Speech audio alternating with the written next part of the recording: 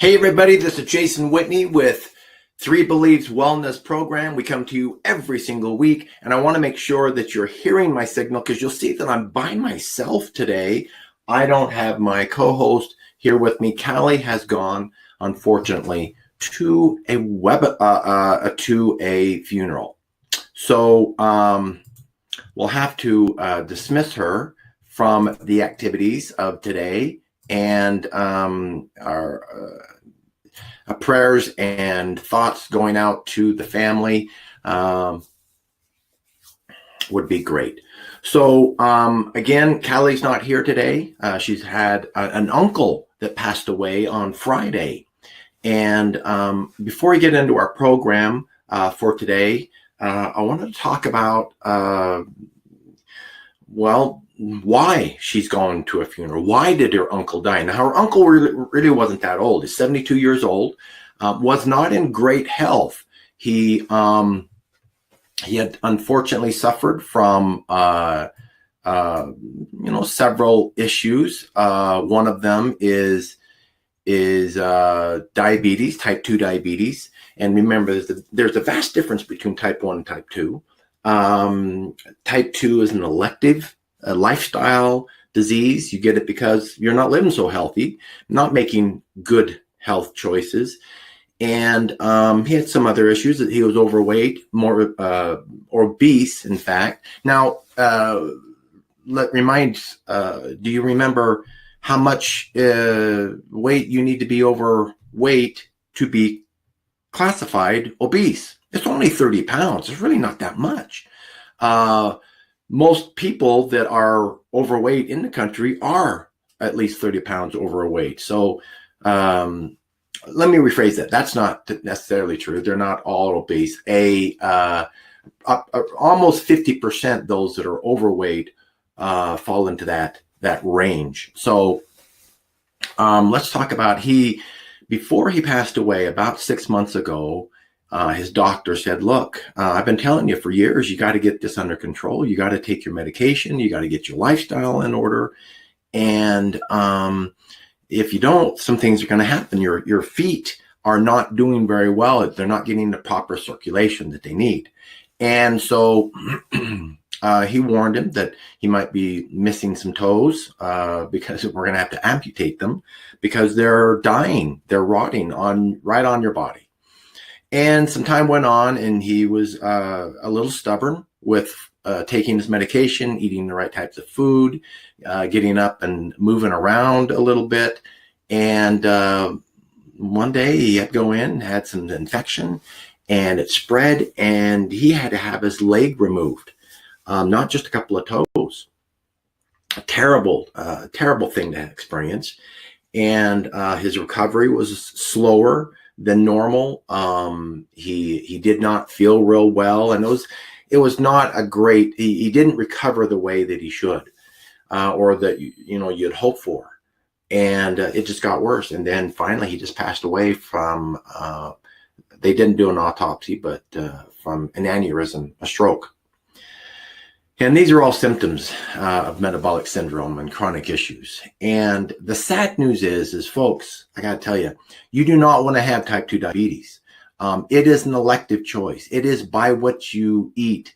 The statistics are that by the year 2024, which isn't very far away, they say that almost 50% of Americans will be type 2 diabetic. And that is a tragedy. It's just something that we don't have to live with, and you shouldn't put up with that. So you want to fight against that. So let's go into our program. Let's talk about how to prevent such terrible things like that. And hopefully I'm pushing all the buttons right here because, Callie's not here, and she always does this kind of stuff. So I want to go here, make sure that you see my screen. And that was not the right button. I apologize. And let's go to this one. Callie, I miss you. So let's go here. You know what? The buttons I'm pushing is not the buttons. It's not happening the way it's supposed to happen. Let's see here. I really apologize. Well, I'll try to talk my way through this while we're going, while this is happening here. Okay, I've pushed every button, and it's not quite working the way I want it to work. Let's try whiteboard here. No, don't want to do that one either. And okay, we'll close that down. Really, I'm sorry. And I had a really good program for you. So, all right, you know what? I'm going to try this. Let's do, I don't want to turn that one off. Here we go. Here we go. Oh, I think I got it. Oh, all right. Well, I don't want to say that I didn't need Callie. I sure did, but I'm glad I figured it out. Again, weekly we come through.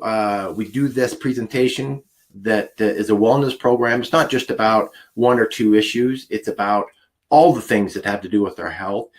Focused on some very key foundational things. I'm bringing it to you because I've dedicated the last 11 years of my life to treating metabolic syndrome and chronic diseases, things that too many of us suffer.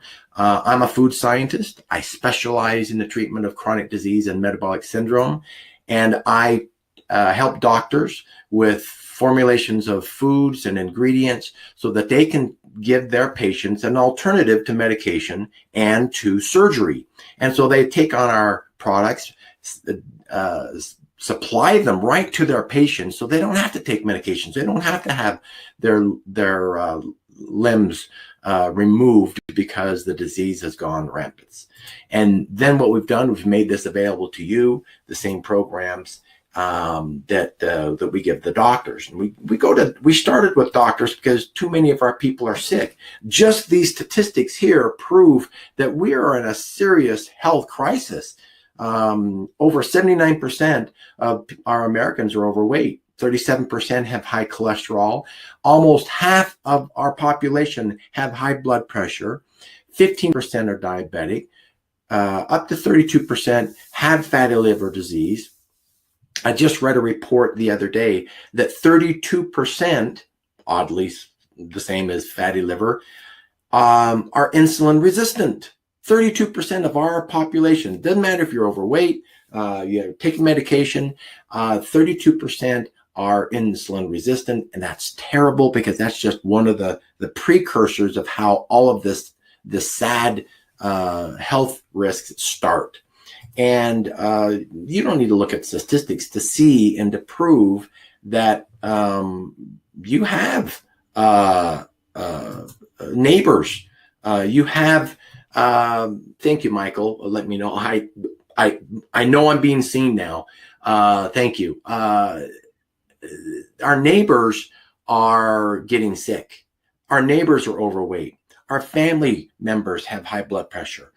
More and more people that you know on a first name basis are getting diabetes and have high cholesterol. These are absolute signs that we didn't have 30 and 40 and 50 and even 20 years ago. It's getting worse.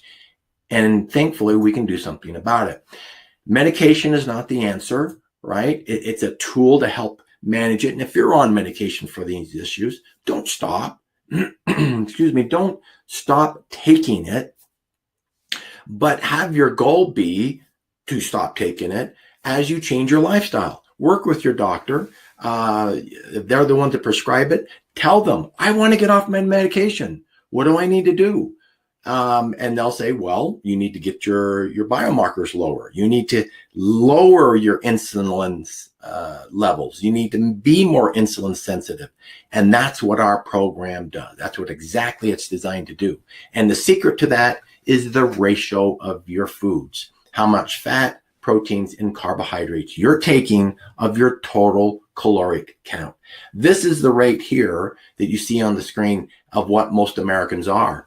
51% of their calories are coming from carbohydrates. And that's just too much. It's not that it's evil. It's not that it's bad. I love carbohydrates just like the next guy, but too much of a good thing will get us to be overweight. That's why I was overweight. That's why I had all those chronic issues. So when you're thinking about food, I want you to think about food as a medicine or as a poison, because that's exactly what it is. The food will heal you, and it will cause a calamity in your life if you don't have those ratios just right. It's not that hard. All you have to do is just change around how much quantity you're eating of one particular food. I'm not talking about eliminating potato chips or potatoes or pizza completely from your diet. Just manage it.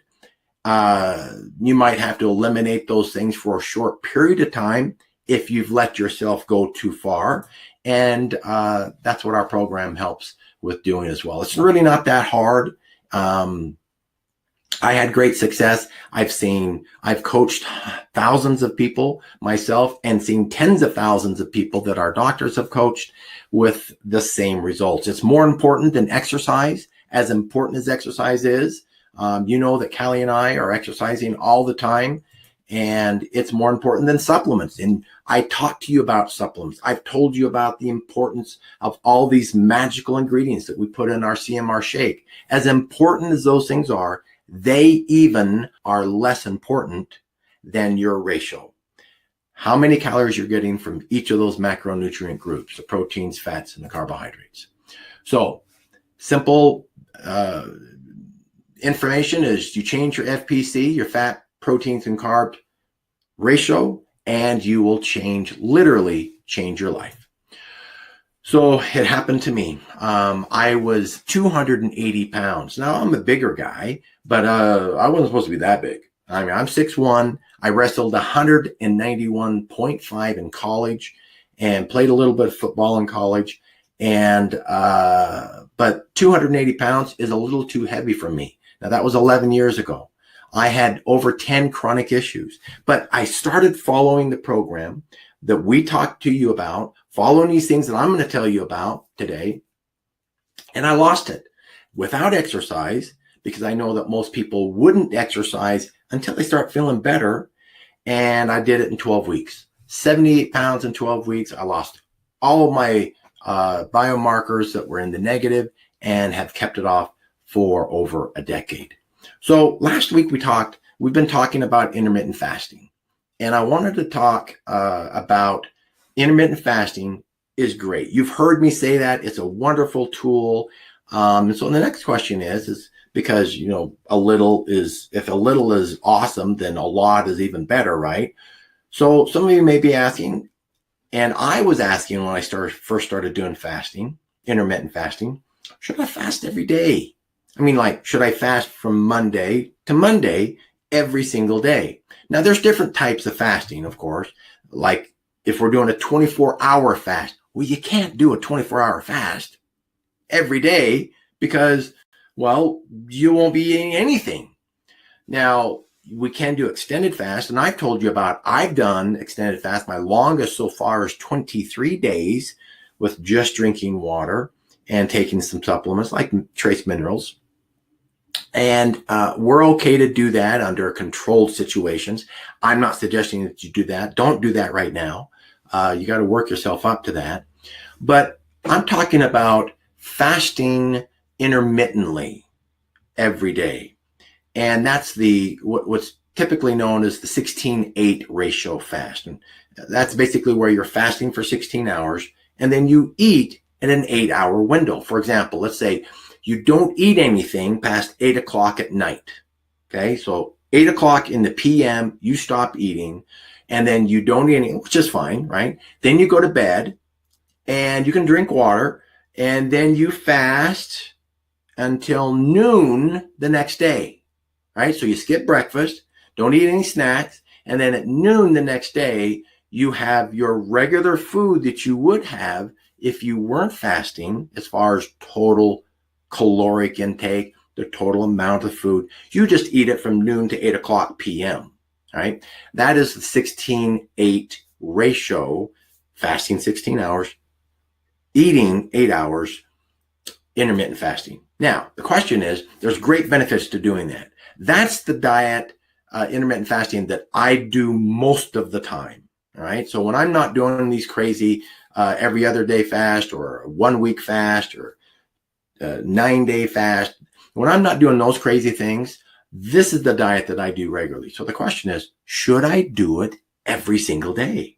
If it's so good for you, and you've heard me talk about how it raises your testosterone levels, it increases naturally your growth hormone levels, it increases your recovery time, it gives you more energy when you're working out, it increases autophagy, which we're going to talk about today.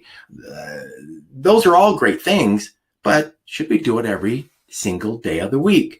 So the quick answer is no.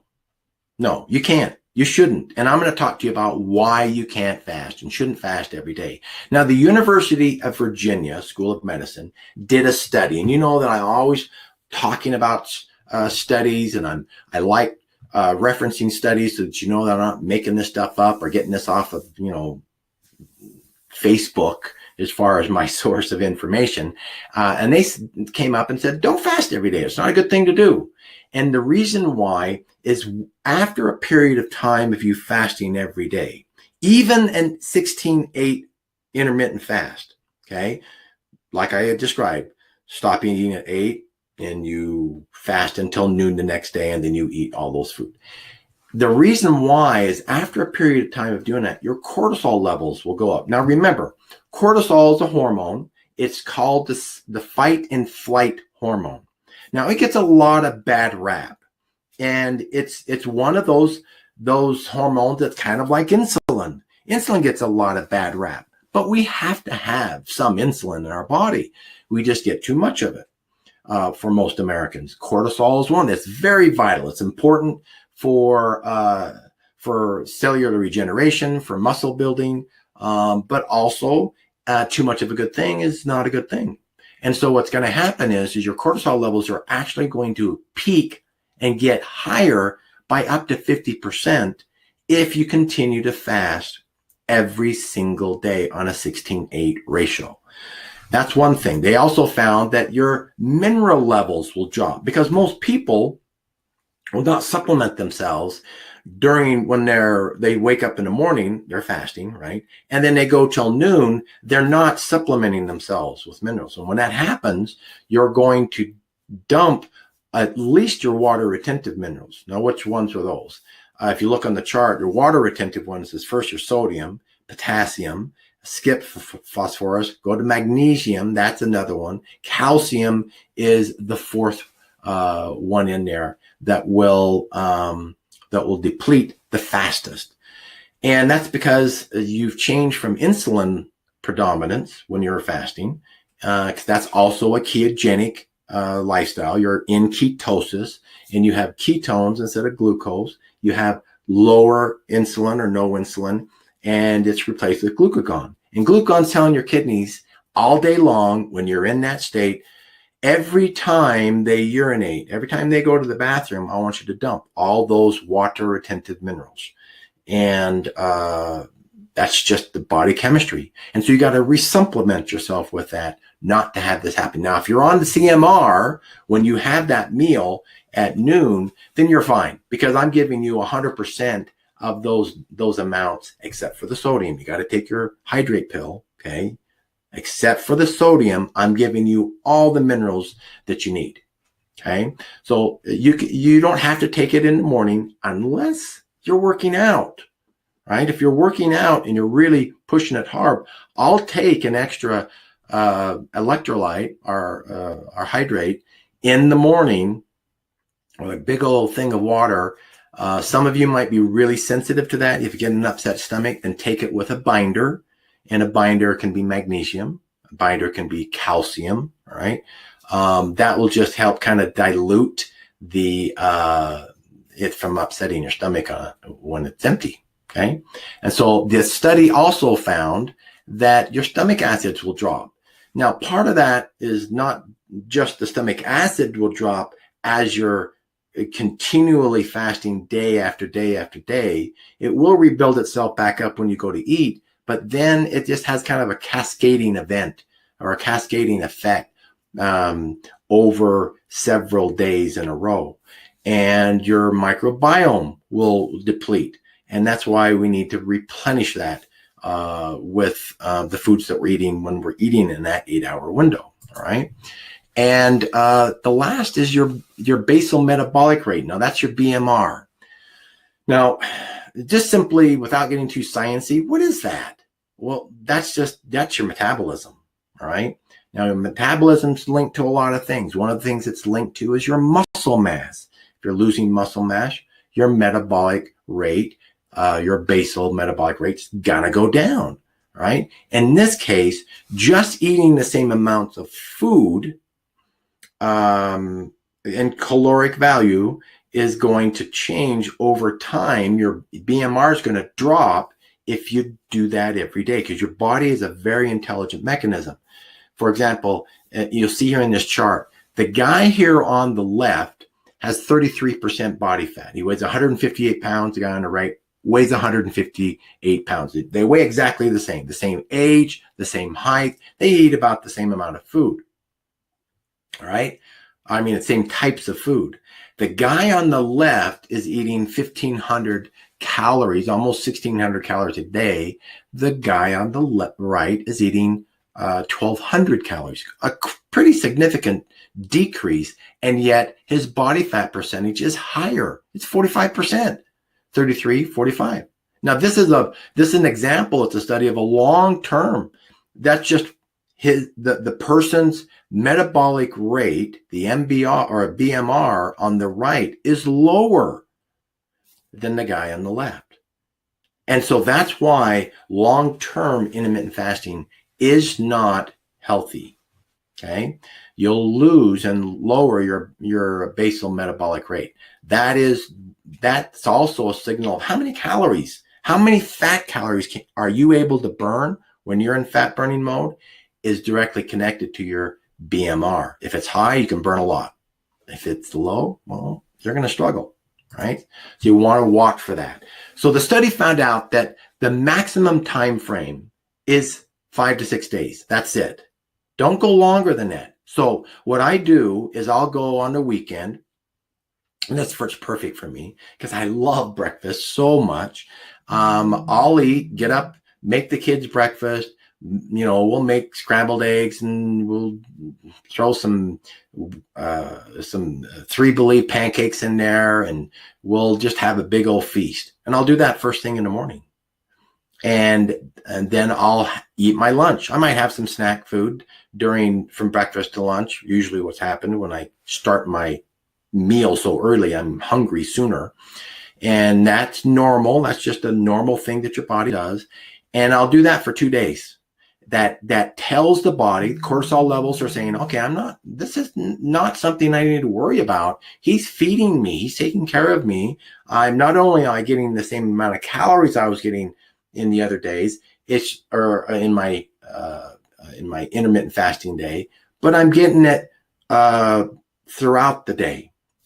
The studies show that 1 to 2 day bump keeps your metabolic rate at the same level, keeps your cortisol levels under control, and it also gives you the great opportunity for you to go out and indulge with your friends and your family, or at events. Just plan your time. If at work you have a breakfast meeting or an appointment, then have that be your fast. It doesn't have to be on the weekend, and it don't have to be back to back. Let's say that you're going to do like I do. You do a 2-day rest. You can do it on Saturday and then another one on Wednesday. That's okay. The study didn't find that you have to be that dogmatic.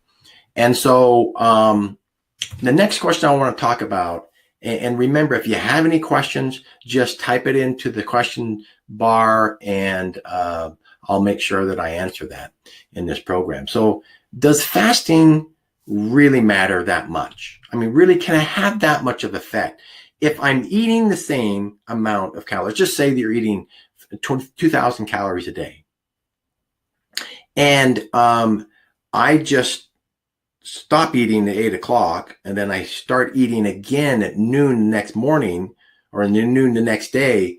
But in the other day, I'm eating at 7 o'clock in the morning, and I eat all day long. And in both days, I'm eating 2,000 calories. I'm eating the same foods, the same amount of food. Does intermittent fasting really matter that much? Well, let's go to another study. The Journal of Translational Medicine, and I think they're in Arizona. They did a study, 2 groups of men, 64 in all, did a fast or did a study for 8 weeks.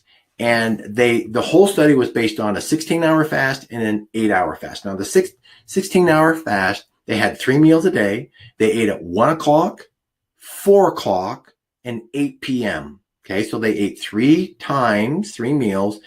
They just didn't start until afternoon, right?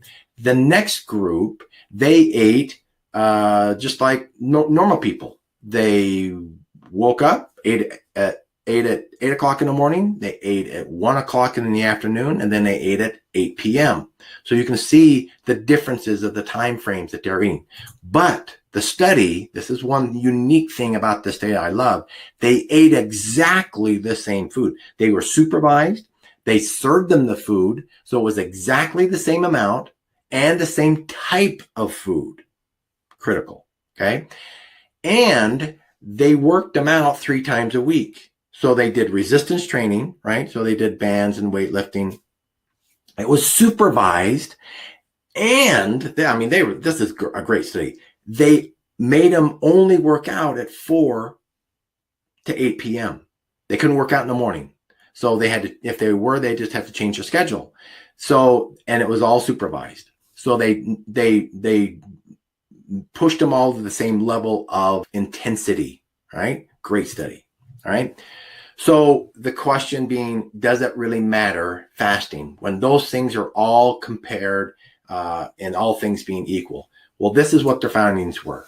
The 16-hour group of fasting people, they stopped eating at 8, and then they started eating at 1 o'clock the next day, ate the exact same thing as the other group, worked out the same intensities. They were coached. They were saying, give me 15 reps, give me 2 more reps, same level of intensity. They had 6% lower body fat after 8 weeks. Wow. Same calories, same food, same level of exercise, 6% less fat. They also found that they lost, let me rephrase that. The 16-hour group had 6% less body fat, and average, each man lost 8% of the fat that they had. So that was some very cool numbers.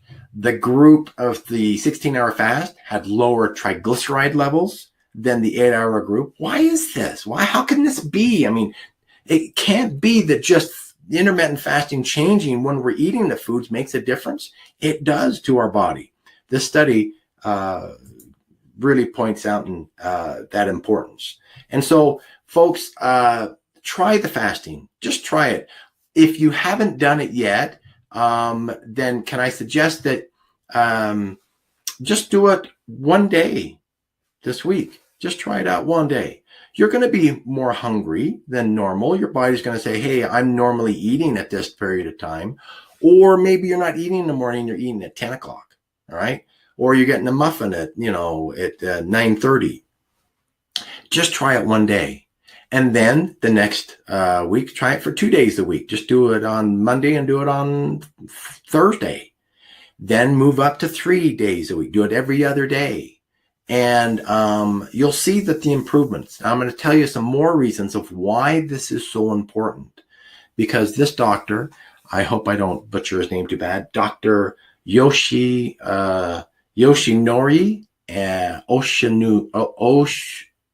Ohsumi. Sorry, doctor. He was awarded the Nobel Prize of Medicine in 2016 for his work in autophagy. Now, autophagy is a fancy word of us, our body, eating ourselves. Okay? And it's not a bad thing. It's a good thing. It's basically when we have our cells are programmed to only allow so many duplications of itself, right? So as that cell is duplicated and new ones are made, after a period of time, just like in a copying machine, you take an original and you start copying a copy of the original, and then you take the copy of the original, use that as your master, make a copy of that, and then take the copy of that, make that your new master, and so on and so on. It degrades. It's not the same. You do that 20 times and you compare the two together, you're going to see some differences in quality. Well, our cells are no different. The DNA, the structure of it is just not the same. And so these cells kind of fold over themselves. They start to act naughty. They're not doing the things that they were programmed to do. And they can actually start to be doing negative things in our body. And so our body wants to go and clean those things up. And that process is called autophagy. The Greek root word of that is actually self, autophagy, and auto is self, and autophagy is to eat. And so to eat yourself. That's the cleaning process. And it happens all the time, right? But what this doctor's study is how can we increase the availability? How can we increase this cleaning mechanism? Because what he found is that we can actually stop that process from ever happening. And then these broken cells that we have floating around our body never get eaten. They just accumulate, and the numbers get out of control, and they're starting to link that things like cancer are linked to high levels of autophagy, high levels of cells that have not been through the process of autophagy. Okay, things like Alzheimer's is linked to it. They're continuing on with other chronic issues that are related to the lack of autophagy. So what did he talk about? He says the way that you can increase autophagy by 300% is simply by fasting. Now, what he talked about is fasting he didn't really recommend a type of fasting, but what was fascinating in the study is that autophagy is kind of like is needed as soon as that cell's no longer doing what it's supposed to do. So kind of think of your car. You buy it brand new. There's not a ding or a rust on it. It's working perfectly. Over time, even if you take care of it, it starts to break down. Our cells are the same way. But our cells don't die quickly. They don't just die, okay, I got in a car crash, I'm dead. Okay? It doesn't happen like that. It's a long, slow process, and they can actually kind of like zombies turn bad and then start to do bad things against us. So it can be a long death if we don't increase the chances of autophagy. So autophagy peaks, his study found, at its maximum amount, where cells are just getting gobbled up left and right by other cells, okay, peaks at 12 to 16 hours. Let's do the math. So if you stop eating at 8 o'clock at night and then you go till noon the next day, what is that? That's 16 hours. That's the 16-8 fast that I was just talking about. That's when it peaks. But if you fasted for 2 days, or like me for 23 days, does autophagy get even better? His study says no. It peaks. It maxes out at 12 to 16 hours of fasting.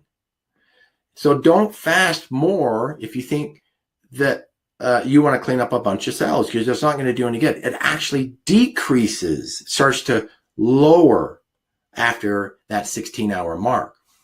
This is great. Now that coincides with when your glycogen levels. That's the stored glucose in your muscles drops.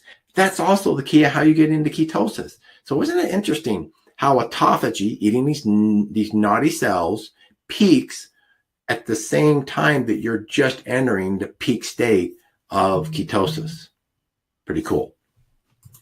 The study also found that by doing a 16 to 12 or 12 to 16 hour fast, that the autophagy process of how it actually happens increases by 300%, as I mentioned earlier. And that's what you want. Basically, what's happening is that outer shell, that those rings that you see around the cells just underneath the 300%, actually gets better or gets thicker, gets a larger membrane around it, and it actually goes around and it starts picking up the degraded and broken cells in our body. So what's an example of broken cells in our body? One of them is simply skin. So those of you that have saggy skin, if the studies are showing great results, that when you do a intermittent fast and you do it over a period of time, it's not going to happen the first or second week, okay? It's going to happen over a period of time. That saggy skin is going to get erased. It's going to get eaten up because the body, one, needs to nourish itself. It can get some benefits out of those broken cells. And what really are they?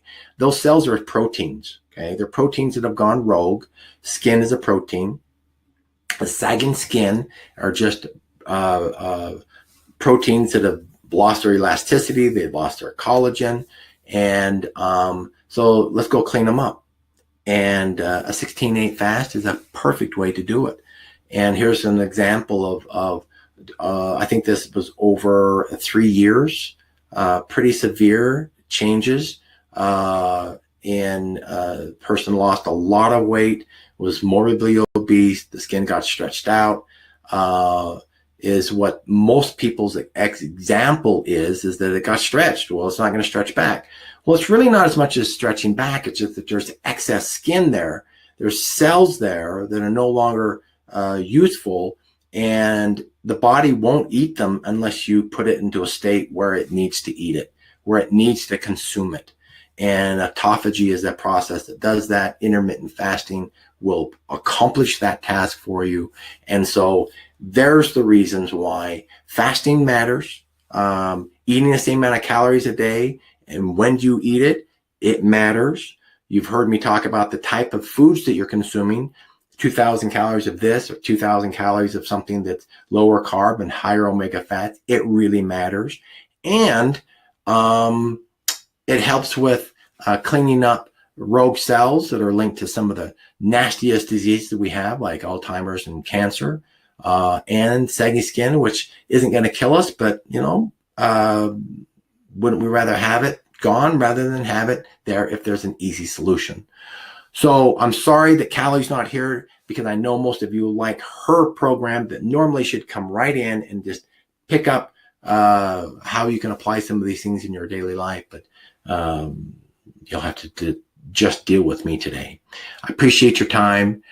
Put these things into practice. Remember, my goal for you today is just try it once a week. Fasting, stop eating at 8 o'clock and go till noon the next day. Try it once. Then try it the 2 times. I don't want you to try it and say, well, if I get hungry, I don't want to do this anymore. No. You're supposed to be hungry. You can go without food for a little while, but the benefits are too awesome to ignore. They're too good not to have them in your life. So there's your challenge.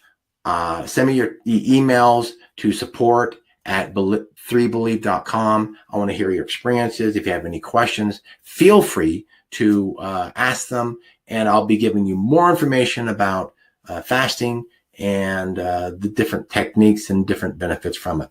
Thank you again. At 3 Believe, we love you, we care about you, and be healthy.